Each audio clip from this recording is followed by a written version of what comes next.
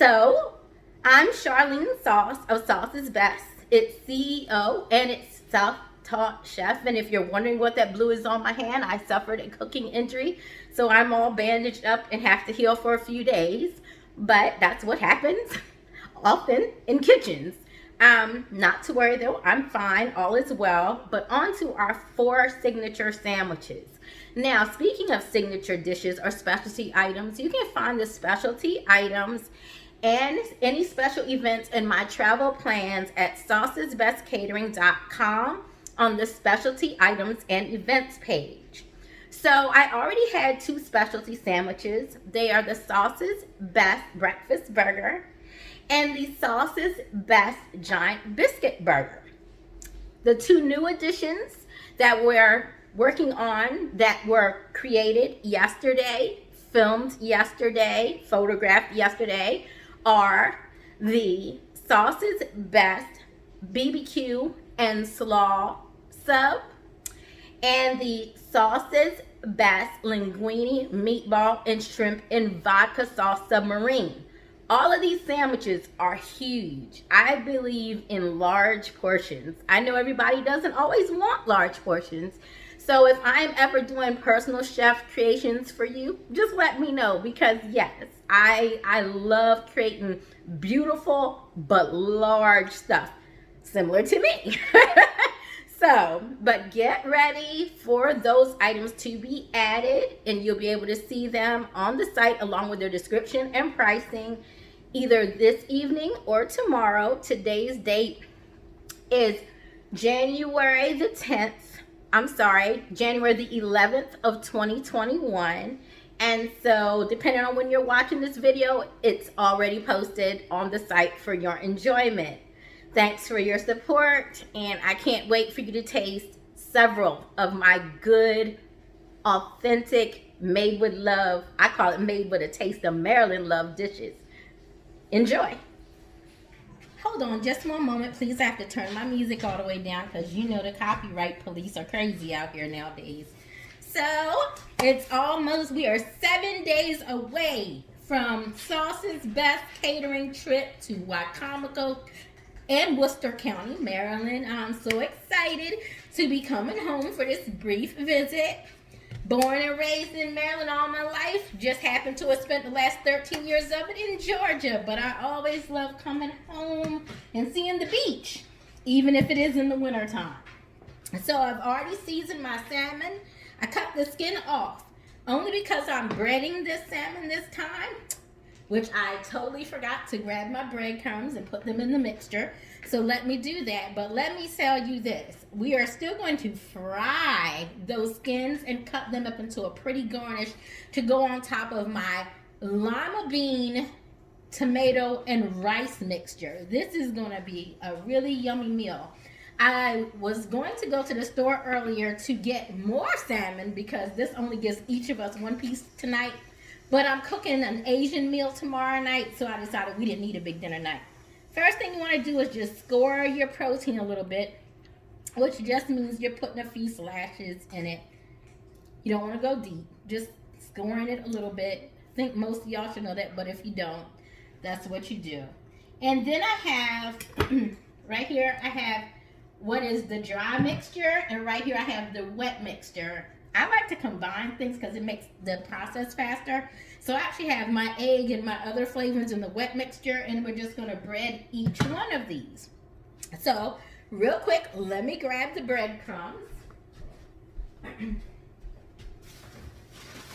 Now, normally a lot of people use panko breadcrumbs. I am going to use Italian style because guess what? It's what I have here in the house today. And I have a whole new can of it. It'll work just fine. It's just a little bit of a different texture and a little bit of a different seasoning. So basically what I want to do is take and dip this already seasoned fish. The fish was seasoned with just salt and lemon pepper and a little bit of this island spice, fish spice. And then in the wet mixture, I have Old Bay, and I also have the Old Bay salmon seasoning. And so, I'm sorry, that's not in the wet mixture, that's in the dry mixture, along with my flour. I always just go ahead and add my breadcrumbs directly to that same mixture where the flour is. I do the same thing when I make my fried green tomatoes, which I plan to make in the morning for breakfast. And so, believe it or not, I tried this with the fried green tomatoes and it worked better and it actually adhered better. So we're just gonna try the same thing here. I'm just gonna show you how I do one of these. First, I'm gonna just mix this up. Make sure you've washed and cleaned your hands first. Just mixing your dry ingredients together. Just getting it all mixed up. And that salmon seasoning and that Old Bay actually smells so good. So then we're just going to take your piece of fish. And we're just going to get a nice coating. Sorry, you can't see. We're just getting a nice coating. See that? Of that on there. Next thing we're just going to do is you just want to get a good coat of your batter onto your fish. Like so. And there you have it, a nicely coated piece of salmon. So I'll be back when it's time for me to show y'all me cooking one of these. All right, guys. So let me show you. We have our fish ready to go. Got it all nice and peppered. And now what we're doing is we're just waiting for this pan to get just a little hotter. In the meantime, I'm also sauteing some onion and some sriracha and just a little vinegar. For me and my significant other, my daughter does not like onion, so that has nothing to do with her, this part. But yeah, I like to have a little onion on my plate, you know, when I'm eating fish. And one moment, I need to check on my rice. Let's see what's going on here. That looks good. All right.